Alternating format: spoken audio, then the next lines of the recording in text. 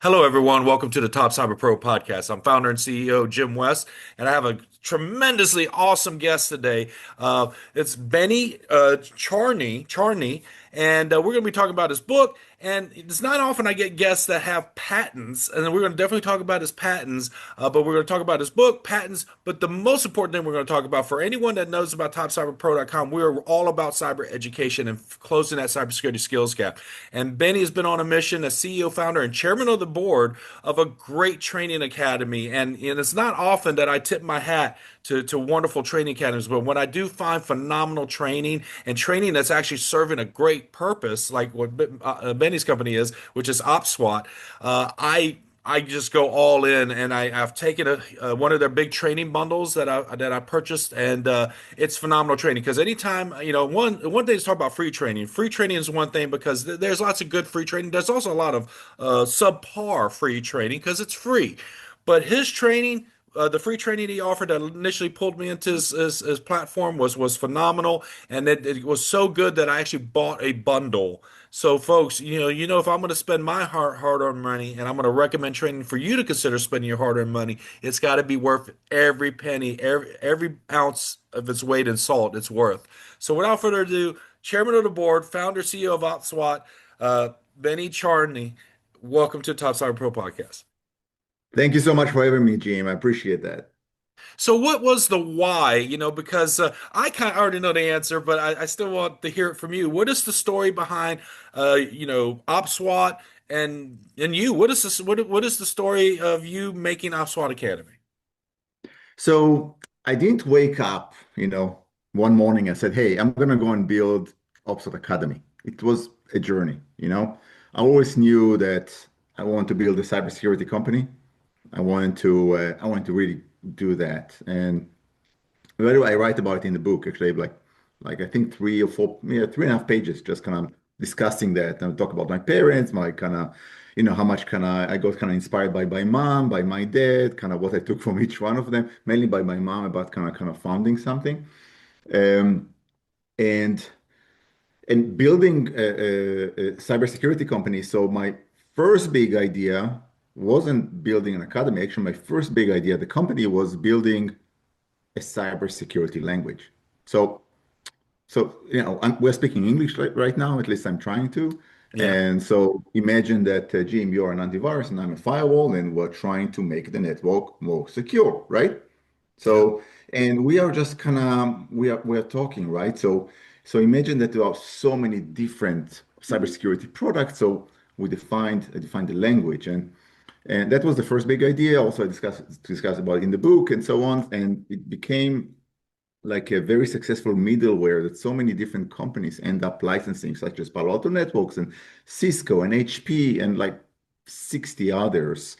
And that became very successful, though throughout building and licensing this engine, this cybersecurity language. uh, I discovered something really interesting in the cybersecurity industry. I mean, while testing the cybersecurity language, I discovered that integrating to antiviruses were never meant to scan a file. They were meant to protect the device. I mean, the antivirus industry is all about kind of first, the business model is all about counting users or counting devices. And I also have a full diagram about it. Also, kind of I'll go over that in my book, Cybersecurity Upside Down. It has a full diagram about the modern antivirus architectures have many main components, like the AI components and database components and drivers. They're all kind of about protecting the device. The file scanning is a component within the antivirus itself that is somewhat kind of providing some sort of predictive whether a file is malicious or not, though it's not as deterministic, it's not as high quality as pretty much protecting a device. So if an antivirus protecting a device is around 99%, a file scanning of an antivirus is maybe 50, 60%. Actually, the average of that, and I go over that, is actually averaging around 45 and some change, though a percent about predictability. And you'll be surprised that some really amazing brands are not scoring as high as some other brands that maybe you didn't even hear about. And also the efficacy even changed within the antivirus engines. And then came the second big idea, which is to create the firewall of data. So, and then I start kind of looking, that was around 10 years ago, I started kind of researching threats, how threats are making it. And I start studying kind of big breaches that happening in the industry. And I figure out that most of the breaches that are really happening are, look at that, coming from email, file upload, file downloads, USBs, database breaches. So a lot of the threats are coming because of file flow.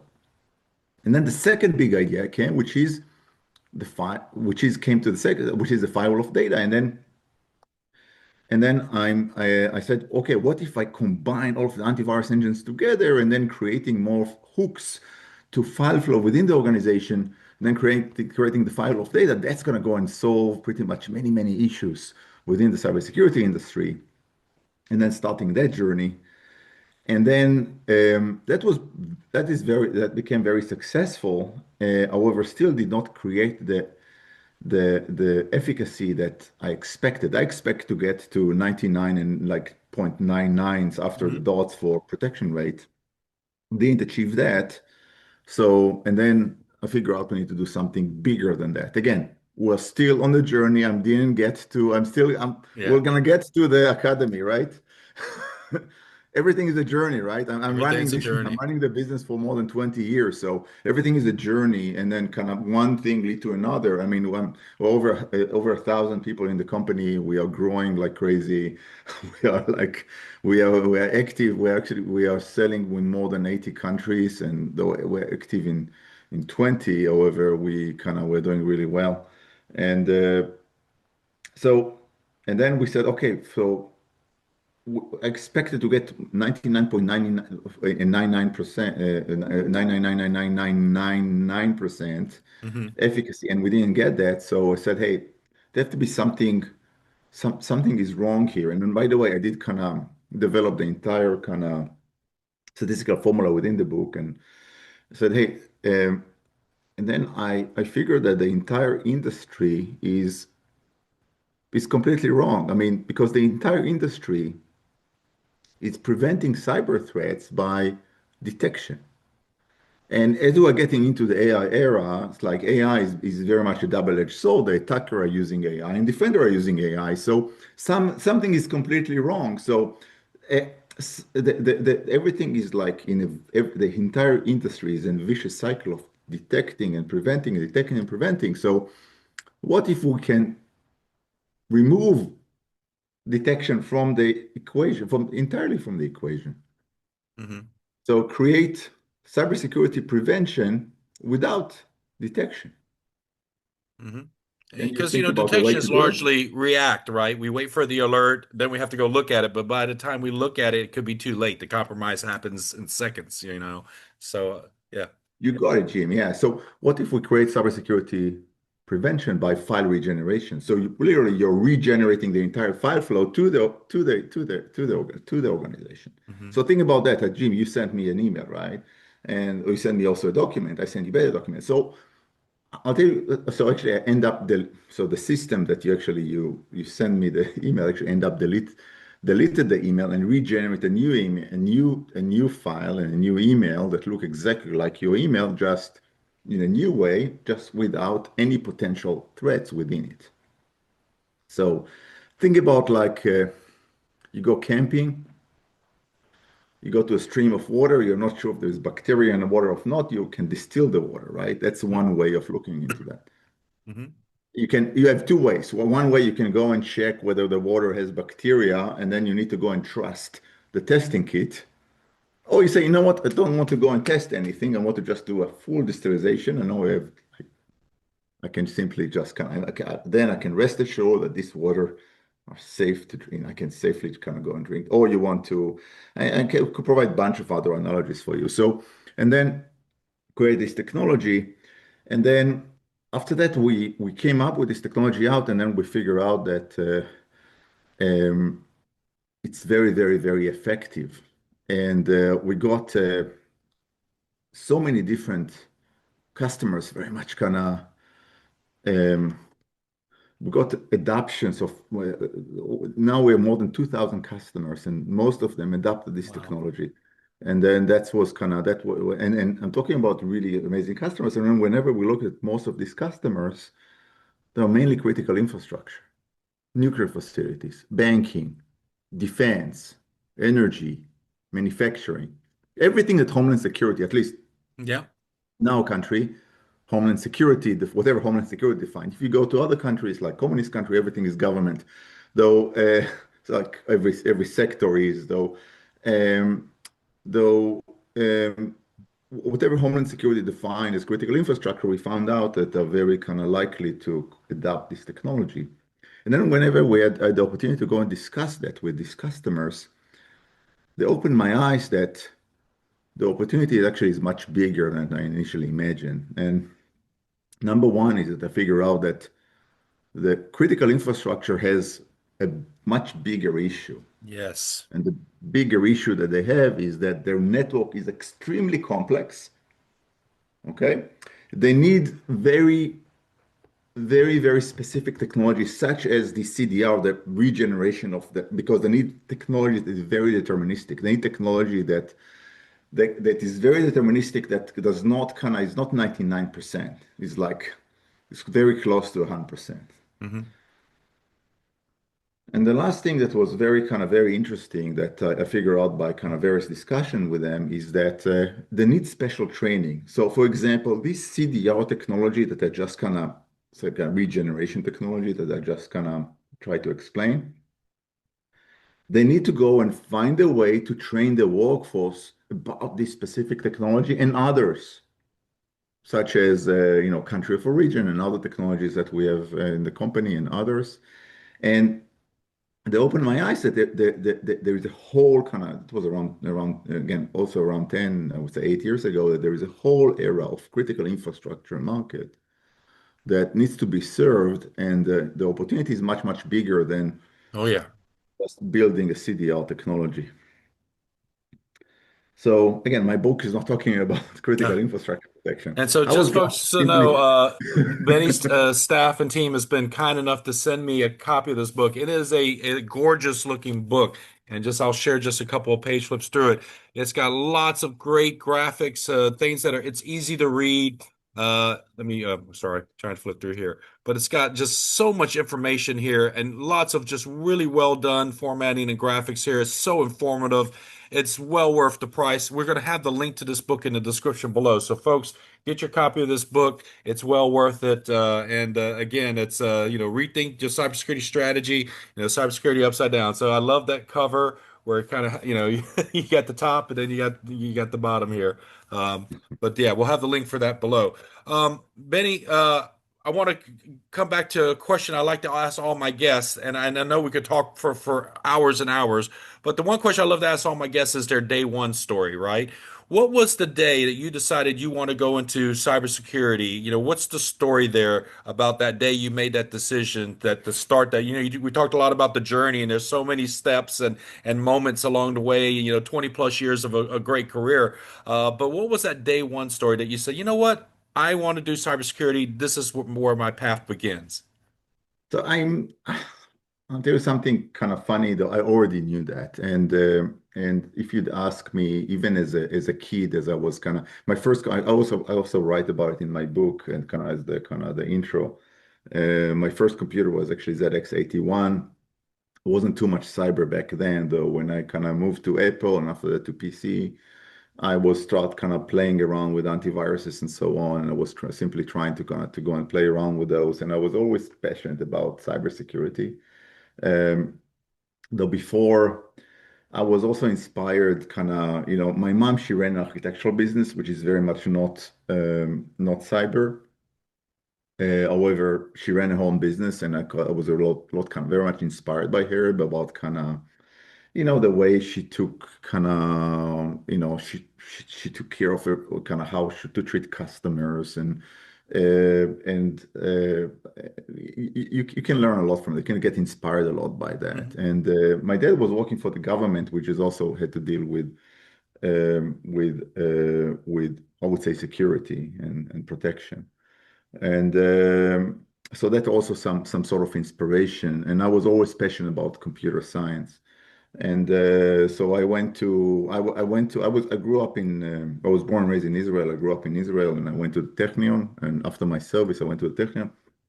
And before I founded OPSWAT, I knew that I want to go and work for, I didn't want to go and be these kids that kind of get out of school and just simply raising money. I want to make sure that I have experience in a small company and a large company to see how things are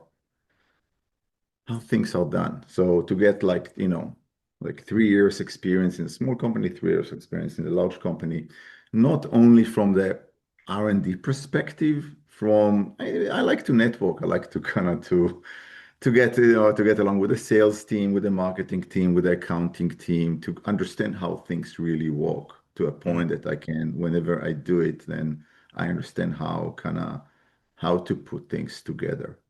And and I was simply I was also waiting for my first idea, and then this is why when I was ready with that, actually the second company that I was working for actually was in Boston, and then I moved to San Francisco, and then over there I founded OPSWAT. So Excellent. Well, I'm glad you did. The world's a better and safer, more secure place because of OPSWAT. Um, Speaking of OPSWAT, I'm going to take a moment. I'm going to share my screen because, again, this is when I believe in something, I definitely want to talk about it and share about it. So what really initially, as I mentioned earlier, was there was an offer for a free critical infrastructure protection certification. But here on the main OPSWAT.com site, protect the world's critical infrastructure. It talks about a platform right here, which we can, click this explore the platform. I don't want to do a complete deep dive, but I just want to give people a taste that when you go to this site, when he talks about the platform, there's all these different various components here. We talk about file security, storage security. All of this is initially about data flow, right? Talk about media protection here, email security, all the things that Benny has already touched upon along his journey that he saw that wasn't quite 100% yet, and he's got everything here covered. I mean, every facet of cloud security, even zero day, which is the new hotness for the past couple of years and probably for the next few years as we enter into more quantum computing and quantum based attacks. Zero day is going to be a default for every corporation out there. So he's already got that. He's got cross domain. There's a lot of solution in here under this platform. So could you kind of give me that high level, I guess statement about why should businesses look at this platform? okay, so number one is that if you're looking any critical infrastructure network, the network is extremely complex. Mhm. Any critical infrastructure, if you scroll actually further down on the website, actually not on the Okay. product list, on the way on Critical the environments. Yeah. yeah, even further down after the book, further down. Yes, here, Oh, great, right here. great. See, yeah, right here. This is a blueprint of any critical infrastructure network, a bank, defense, manufacturing, government, any critical infrastructure network is going to actually look like that. Hmm. Every kind of, and in the gray would be like a device, would be either a cloud computing or would be like an ATM or would be like a defense or a sensitive network and would be either a network flow or a data flow in that specific critical network. Now, any critical infrastructure has tons of challenges, have like either a cloud or like very kind of modern kind of technologies or either legacy. Um, Also, challenges of both cloud and air gap, and also challenges moving data between, and also challenges of digital transformation between cloud and air gap. And Hmm. together with that, challenges of technologies. You cannot really kind of settle for like 99.5%. Hmm. You have other challenges. So, for example, you need to go and set for country of origin. You cannot also use products or software from forbidden countries. Yep. And you have other compliance mandates like NERC, SEEP, and others, and PCI and other compliance mandates that you need to adhere to. So you have that. On top of that, you need to go and certify your workforce for critical infrastructure protection training. So for that, we provide three things. Number one, we have a platform. Every blue dot that you see here is an OPSWAT product that integrates to your critical network. To integrate either to your network flow or to your data flow. Number Mhm. two, we have purposely built technologies such as the CDR technologies that my book is all about. We have adaptive sandbox, we have AI engine, we have a multi-scanning technology, we have DLP technologies, we have so many different technologies that are purposely built for critical infrastructure. Every technology that we build, we have a full-blown technology team. We have more than 100 engineers just building technologies, not products, technologies. We have Mhm. more than 400 engineers building the products and 100 engineers building the technologies that are powering these products. Excellent. And then on top of that, we have the academy team, the academy that you had the opportunity to go and take the class. I really appreciate, by the way, your feedback. I'll make sure to pass it to the academy team. And Irfan, that is leading the academy team, is based in Tampa, and that is pretty much putting it all together and Yes. creating classes, certification on both technologies and the products and how to put it together and what are the challenges and how to go and make sure that these compliance mandates are met. So that's the reason we exist. Yes. Platform, technologies, academy. And so, Here in speaking of the academy, I have it up here now, and this was the course that I saw a colleague on LinkedIn had taken. And anytime I see a free course, I'm going to take a free course, right? Because you Mhm. know, and I highly recommend anyone watching this to this point. We're going to have the links in the description, but take a moment, register for this wonderful free course. I took this course. I said, wow. This is some quality training. Anytime you get quality training for free, it's got my full attention. And that's when I started looking at, hey, what else do they have? But here, right here is Introduction to Critical Infrastructure Protection. You get wonderful training here. It's for free, folks. So again, the price of free can't foot stomp that enough. But it's quality training. I 110% endorse this training. And so I said, hey, I want more. This is so good that I. What else do they got? And you know, I'm just going to click the tab here on all these different available courses. So here you see these different bundles, right? And folks, I was so impressed with this training that I took the Advanced CIP Cybersecurity Bundle. And let me, yeah, double check. Yeah, I took this bundle right here. And you know, for any if people that know me really well, I don't spend my money unless I really believe in it, and I believe that it's quality. And I took this bundle, and I'll tell you, folks, this training is this top shelf training. All of these different trainings were really well done, put together. So hats off, Benny, to you and your team. You put together a really solid training here. So with that being said, you know, I could talk all day long about how much I like your training and so forth, but to hear from you yourself, you know, what really drives you and your team to create this coursework and this training? Because one, it's really good, but what is driving you and your team? So we saw a need in the market because we went over more than 400 different cybersecurity certification, and neither focused on critical infrastructure protection. I see great firewall training, I see great antivirus training, I see great SIEM training, I see other great training, though nothing is looking holistically on that. Mhm. And this is where kind of we see, hey, it's like there is a need, we can make a difference. Because it also it's we're trying to not only to kind of oh let's create a business, we're also trying to make an impact.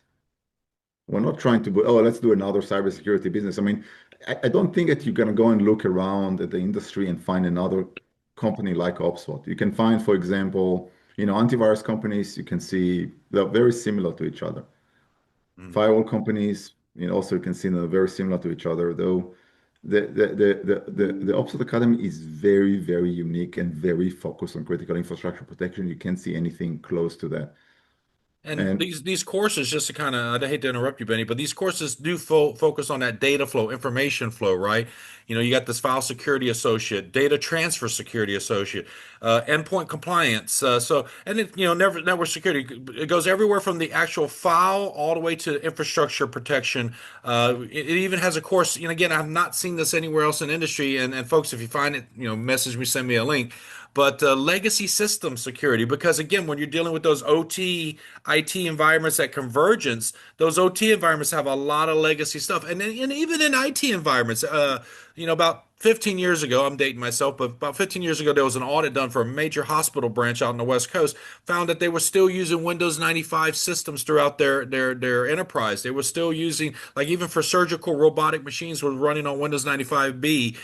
It was just amazing the amount of legacy technologies, software and hardware that's being used even at what you would consider a top class hospital organization, where they make billions of dollars. It's a billions of dollar industry that they are so far behind in the technology. So here you have a legacy system security associate certification, which I hadn't seen nowhere. And again, it was another reason that drew me to this bundle was like, wow, this academy is addressing topics that don't get addressed in the industry. And they do. There are some training courses here that are, but they have to. It's like kind of like filling in all the gaps, like cybersecurity fundamentals. Of course, you need to have that from the perspective of OPSWAT, right? So you get some of the usual suspects like ethical hacking expert, but then it comes back to the file security, password cracking expert, web app exploitation expert, comprehensive OSINT, open source intelligence expert. And then this is where I really liked it because I have not seen this really anywhere else in industry. And I challenge anyone to message me and correct me if I'm wrong, but I had not seen anyone that offers courses on PLCs. And here you have the two biggest manufacturers of PLCs in the world, Siemens and Schneider, that they are in this bundle here. And again, talking about how they function, how they operate, and how to secure them. Again, my hats off again to OPSWAT Academy for putting together a phenomenal package here that included these two courses. So if you're anyone that's working with ICS OT SCADA controls, this bundle is a must-have for you, and it covers so many different aspects from file security, perimeter infrastructure security to again the OT PLC device security. Again, this package again I can't endorse it highly enough. So Benny, talking about PLCs, kind of shifting to that aspect because we hear a lot about threats against like our water treatment plants, threats against our electrical grids, threats against all of these systems that have SCADA, ICS, and OT technologies. What is OPSWAT doing and to that focus, to that point?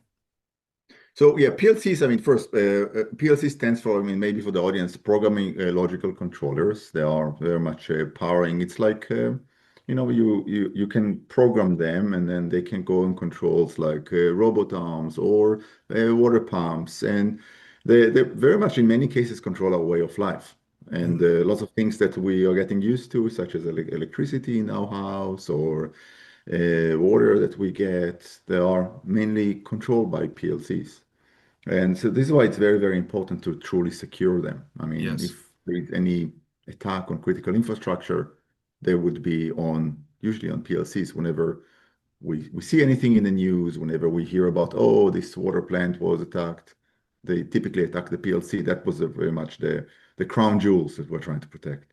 Yes. So um, so number one, if there is any audience here, if anybody here that listening to us is protecting a water plant or energy, my number one advice is air gap it. Don't connect that to the internet. If you want to Yes. kind of to get it, you want to go and get it. Now, though you still want to go and put it on the network because you need to program it, right? The PLC has to be on the network. So in order to air gap it and to create a secure network, you want to protect it not with a firewall. Firewall are prone for to be hacked. I mean, everybody's seeing, oh, let's hack the firewall. So you want to go and protect it with an optical firewall, also called the dare diode.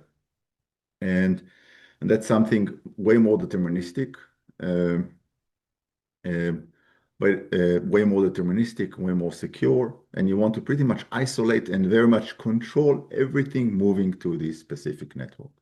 So number one, isolate it. And Yes. then with a full set of control, you want to really study this specific PLC. Every PLC security is different and others. There are lots of things in commonalities.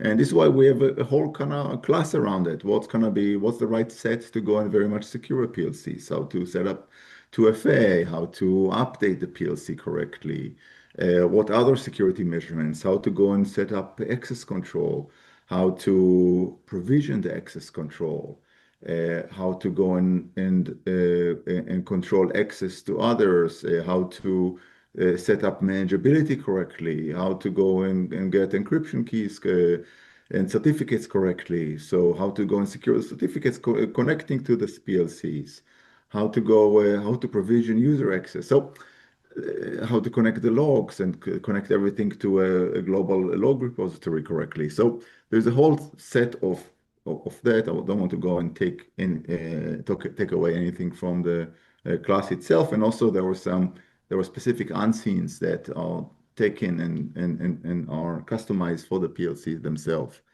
So I would say number one, isolate it from the internet to an air gap network, control every data flow to this specific air gap network. We talk about it a lot. And after that, study this specific PLC to absolute, do the best to very much protect anything you know about it. Thanks, Benny, for that wonderful explanation there. And just one last shout out to the webinars on here.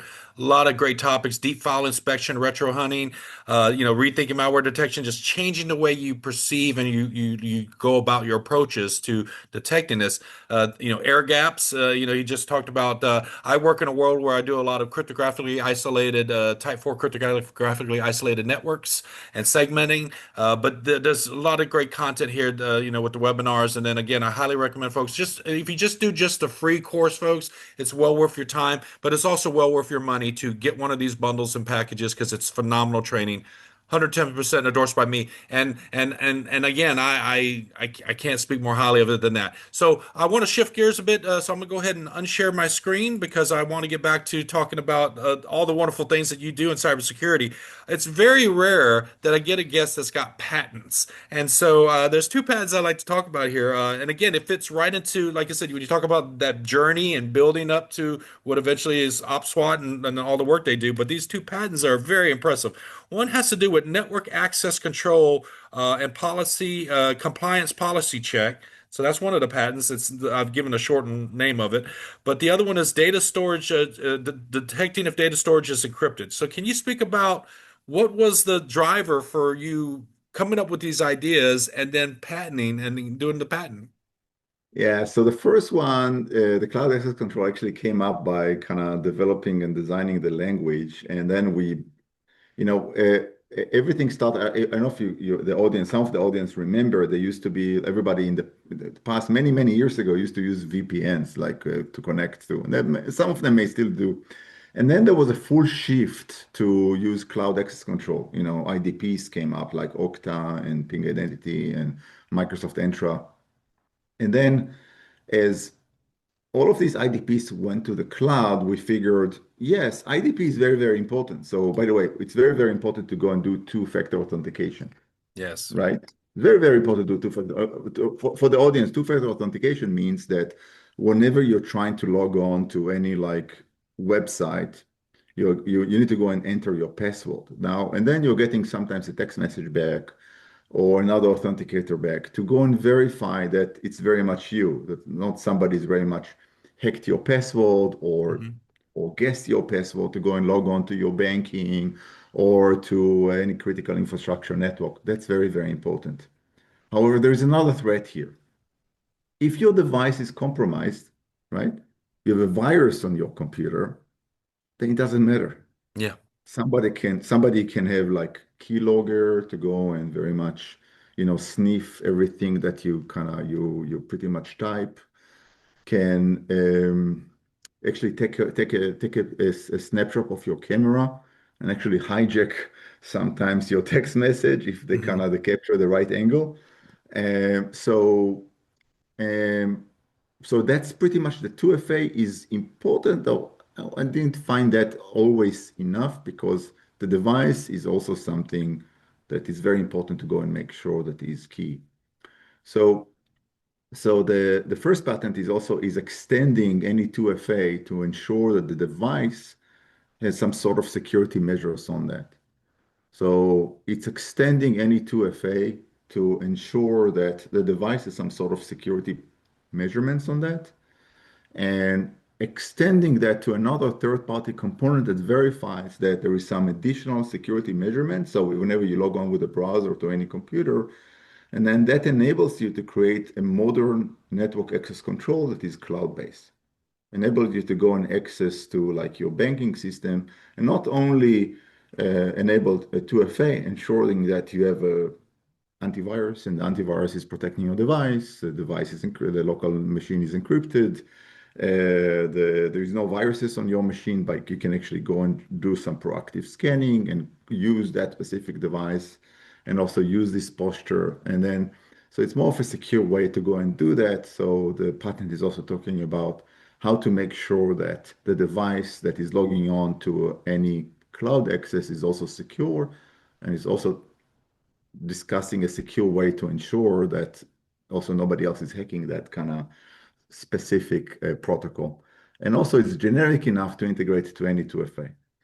Well, I love that. And again, multi-factor authentication is a must today, folks. And as Benny said, it's by default, you got to have at least two-factor authentication. Again, even if you can get it, a lot of people look at it as an inconvenience. Like, oh, I want to just log into my banking app and, I want to, everything's supposed to be on my phone. Everything's supposed to be easy. But here's the thing. If it's easy for you to access, it's just as easy once you're compromised for the attackers to access. So that's the same ease of use applies to the attacker once they compromise you. So having that extra layer of an extra check raises the bar of the challenge that the attacker has to do to be able to get access. So any little steps you could do, even though it might be perceived initially as an inconvenience, is to protect you. So using two-factor, multi-factor authentication, even if you have to use three factors, I recommend, people to at least look into it and understand what it's trying to do for you.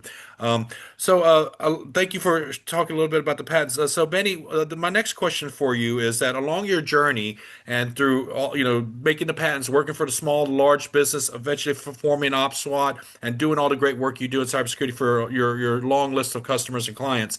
Along that journey, you must have had some great either role models, managers, directors, colleagues, maybe industry peers that you either admired, looked up to, but people that had a positive impact in your journey. And so the goal of this question is to kind of shine a light on the names of those people that have had that positive impact on you. So what have been people that have been very influential? I know you mentioned your mother and your father, but what are some other folks that had a tremendous positive impact on you along your journey? So there's obviously kind of role models that kind of, if you kind of follow me on LinkedIn, you can see kind of folks that I kind of obviously being inspired by. So it's like that's I think I watch with my kids any episode of Shark Tank. So that's kind of, so some of the folks they are really like. I don't want to mention any names. Mhm. Some I found some very very funny. Very entertaining, and some of them I really look up to. And that's, however, that's not my kind of thing. There are definitely team members. I mean, the success of OPSWAT would not be unless I would have a really, really amazing executive team within OPSWAT. I can tell you in the book that I put together, the acknowledgement, the last pages, the last 3 pages, you can actually check it out. It's pretty long.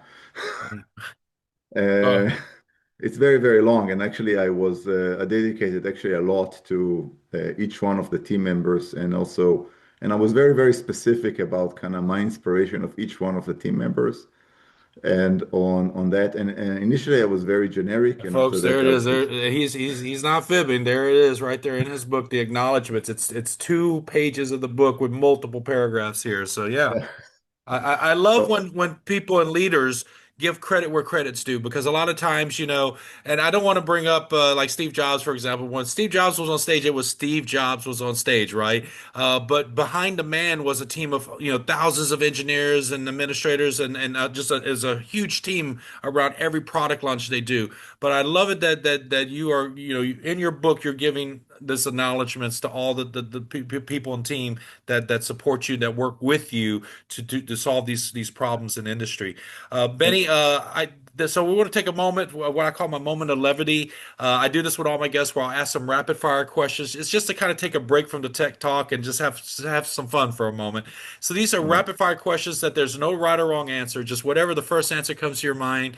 And even if you Yeah. don't have no answer or don't want to choose, hey, that's an answer too. So if you humor me, I'm going to hit you with some questions, and the first one out the gate is going to be this one splits the room for all tech people. So Star Wars or Star Trek? Star Wars. Star Wars. What's your favorite trilogy of Star Wars? The original 4, 5, 6, or the Phantom Menace group, or the last one that they put out? The original. Yeah, the Original. original. Who's your favorite character of the original trilogy? Oh, Obi-Wan. Yeah, Obi-Wan, yeah. Obi-Wan. All right, next question. Cake or pie? Pie. What kind of pie? Apple. Apple pie. Hot or cold apple pie? Hot. Definitely hot. Hot apple pie. With a scoop of vanilla ice cream? Of course, yeah. Of course. Okay. Is a hot dog a sandwich? No. No. You heard it there. No. What has been your most favorite book of all time that you've read, and what was the last book that you've read? Um, Arnold Schwarzenegger, Be Useful. Um, the favorite book, maybe TikTok, John Seldek. Uh, so that Awesome. was the last one I read, and then the favorite The one. Arnold Schwarzenegger. He and that man has had a tremendous life, right? It's like, you'd have to live like 10 lifetimes to equal Arnold's one lifetime, right? Yeah. Yeah. So getting back to OPSWAT and the mission that you guys do, and we'll get to the book here in just one second. What is something that anybody watching right now, so separate from the academy, if someone is a manager, program manager, technical program manager, or information security manager, what is something that they need to know? Like, what is the bottom line need to know if they want to check out what kind of support or services that they can get from OPSWAT? What's the bottom line? Well, first, we have a full set of products kind of on the platform. So we have FileFlow. I mean, may defend the platform, may defend the core about FileFlow. This is kind of our kind of where we started, and we everything about that from the CDR technology, AI, security, sandboxing, multi-scanning. So we have kind of pretty much everything, a full set there, and we expanded to network security. We have their optical diodes. We have kiosks for peripheral media protection. We have a lot there. And we have the technologies backend kind of that are more feeding and empowering all of the platform that we have. And obviously the academy, if somebody wants to get learning. By the way, if you're a student, you can get eligible for like free grants for that. We provide Wow. thousands of dollars for free grants for that. So you might be qualified. I don't want, if someone does not have the means to go and get it, I'll personally make sure that you can get the free Wow. training you need. So we have that. We have feel free. We have a program around that. Irfan, again, based in Tampa. Very easy to go and access. You can go and put on the right program with the right university, and we can go and hook you the right university to make sure that you're eligible for the grant. So we want to make sure that everybody has access to it. Well, and What that's makes me tremendous of you. Yeah, and then also what makes me really excited is whenever we figure out that folks that pretty much got the academy actually got a job after that in cybersecurity that gets kind of get that, especially in critical infrastructure. We got close to 300,000 certified professionals on academy, which is almost the population of Iceland, Yeah. which is kind of cool. Yeah. So, Benny, kudos to you and OpSWAT for doing that. That's just tremendous. And again, folks, that speaks to how tremendous of a human being that Benny here is. Now I know we kind of talked about, and I showed the book a few times, but I want to show it one more time because again, here's the book, folks. Let's talk about if someone that buys this book, what are what are the top takeaways that people are going to get when they read this book? I mean, first, there could be a different way to prevent cybersecurity threats that is not based on your traditional way of thinking. I mean, this is why I call it cybersecurity upside down. Just rethink your cybersecurity defense approach. I mean, you can achieve better protection by file regeneration. I mean, just putting more and more kind of, I mean, rethinking your cybersecurity. This is what I want folks to go. Now, chapter six, I really, really like chapter six.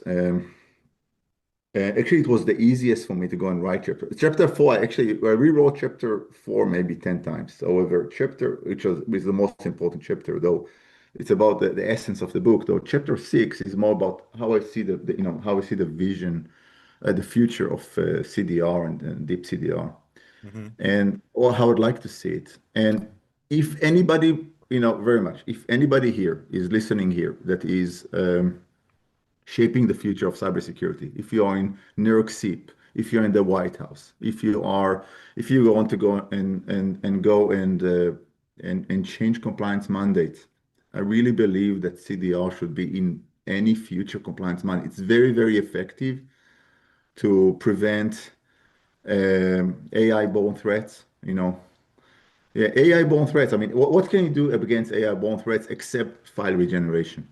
Yeah. By the way, I work a lot on the on these 10 commands about the shell and Yeah, the shell Ten not. Commands. I Yeah, I try like to do that. the match.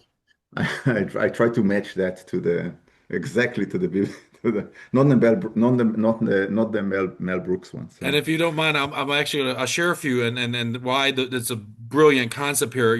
Thou shalt not trust a file. Zero trust, right? It's right there. Thou shalt not rely on detection alone. Thou shalt rebuild, not repair. So when he talks about repairing, in the concept of incident response, we talk about eradication because before you put the systems back in operation, you should ensure that there's no artifacts or no malicious files left. That's the goal.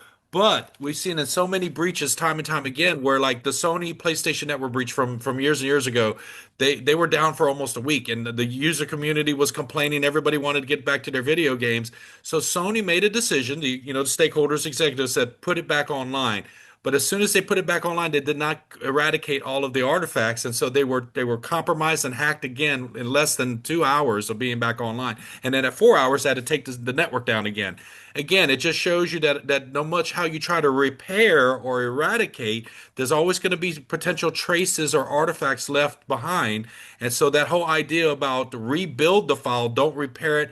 I love that that's one of your commandments there. And again, folks, this book is not offering only just approaches and perspectives. That is a tremendous perspective to have. That a lot of folks, when Benny talked earlier about looking at these different solutions, trying to find that 99.9999%, right? It's kind of like the hand sanitizer, right? It kills 99.99% of germs. But the saying goes that 0.000001% is the most deadly because it could actually survive all of that alcohol and the chemicals in a hand sanitizer. So when we think about hand sanitizers for our network security, our file level security, we don't want just 99.999% because again, we know that 0.0001 is what's going to kill us. But going for something, and I'll be honest, I've got 35 years experience in industry, and it's amazing when we're talking about cyber solutions. We often say, hey, if we could just get an 80% solution, 80%. But here's Benny taking it to that top degree, that top level of 99.99, but trying to go that last little bit because that's what matters. That last mile effort is everything when it comes to cybersecurity. And not only does this book address that, OPSWAT addresses that. Again, we just showed you the map of all the endpoint detections and all the different security checkpoints, if you will, on the network. Again, I haven't seen training that address PLCs and that OT/IT convergence. And in that one image, you see it beautifully about all the different components to adequately secure it. Again, I really love the training. I really love the approaches you have there with OPSWAT, Benny. I think you're doing tremendous, much needed, and critical work for industry. So I thank you and your team for that. So I do want to respect your time, and we're coming up on our hour. So what I'd like to ask you now is a lot of professionals, a lot of executives and CEOs and founders, they do have a busy, demanding, day job, right? Work never stops, right? Because cyber never sleeps. But a lot of us do make time for causes, volunteer work, charities, nonprofit organizations, causes that are near and dear to our heart. It doesn't always have to be cyber IT related. Like for me, I donate a significant amount of money every year to St. Jude's Cancer Research Hospital and a couple of literacy charities and nonprofits. But whether you give of your money, your time, or your energy, the goal of this question is to kind of shine a light on an organization, charity, nonprofit, volunteer group that you really believe in the work that they're doing, that they're trying to make impactful, positive change in our world. Yeah. So number one, so I have my wife that she's doing that, and I'm supporting whatever. I'm much 100% on that. Number two is so this is kind of on that activity. Number two is I like to do with OPSWAT like a dollar to dollar match with different offices. So and I like to go and share kind of that with employees at OPSWAT. So I like to do that within that. Unfortunately, I didn't kind of. I'm so much in the doing itself that I'm not kind of devoting myself to do that. Shame, shame, shame. No, no, no. Yeah, but I No, mean, the fact that you got you your make me wife feel bad about engaged myself. and yeah, and Yeah, I so feel bad about myself right now. I feel bad about myself no, over no, no, no, no, not at all. And so, that. um, so we're coming up on our hour, and what I like to do, this was not in the agenda, folks, so I'm gonna put Benny on the spot here in a second, but I know he's gonna do brilliantly. For all my guests, I give them the final word. So whether you want to talk about cyber IT, OT security, PLC device security, you want to talk about your book, whatever events you have upcoming.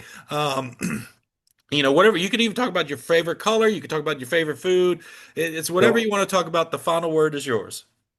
all right, I really, really appreciate it. First, brilliant. I really appreciate you reaching out to me. That was kind of, and I appreciate kind of me. Really thank you. I mean, for that. I really appreciate the whole discussion.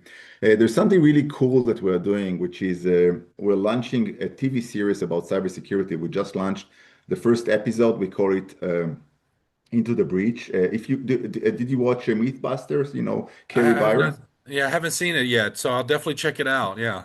Yeah, did you watch Mythbusters Oh, with do you MythBusters. know? Yes, I love MythBusters. Yeah. You know Carrie Byron, so we partnered with her on the first episode, and we're likely gonna do the second with her.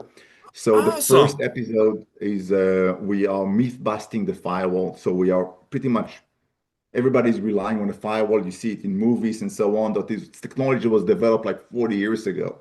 Is that still relevant? Is that still relevant? And it's Okay, one of those so bedrock things that they tell everybody when they're doing their cybersecurity training. You got to have a firewall. You need to have antivirus. Like all the things that you've mentioned that are not good enough because we still, every day, every week, we got data breaches still. And it's like, wait a minute. We're doing the things we're told. We have the firewall. We have the antivirus. We have all of these technologies layered in our network, defense in depth.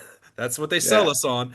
And yet there are So breaches and attacks. I'm sorry to interrupt your final word there, but that's right. So we went the whole way with it. Seriously, we went the whole way. So I was in San Fran last week. We aired that the kind of in the theater. It went great. It's a TV series that I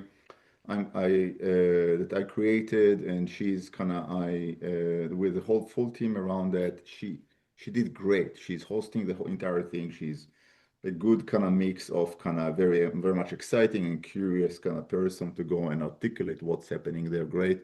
We filmed that some of that in New Mexico Tech, some of that with exactly how you kind of would imagine that to happen. A part of that is Black Hat, part of that is DEF CON. First episode feedback is amazing. 36 minutes of awesomeness. And then, so we're gonna do that. It's available only in theaters and OPSAT offices up until August 8th, Roger Federer birthday. And then up until August 8th, and then after that, it's gonna be available on Amazon Prime and YouTube. And then after that, we'll see that we're trying to create awareness of kind of why you should not just trust your firewall and what would be alternative for that. So that's everything that kind of around that.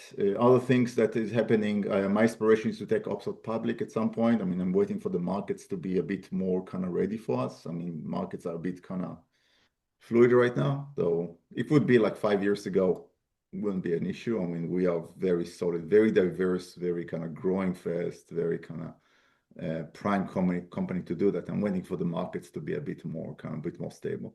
so even bigger things in the future for OPSWAT. Well, Benny, thank you so much for your time. I really appreciate you and your team for arranging this and coordinating this. So it's been a pleasure talking to you. Thank you, Jim.